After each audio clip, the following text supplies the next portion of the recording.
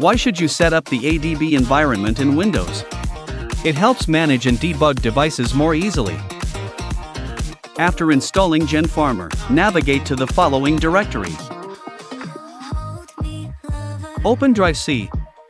Click User, your PC's name. Click .GenFarmer. Image search. Static. ADB.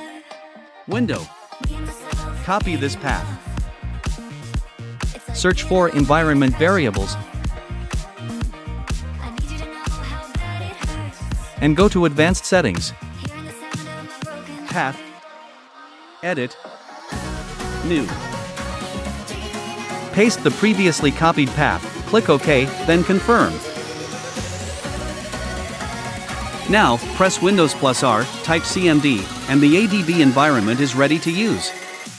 Type ADB devices to check connected devices. Setup is now complete.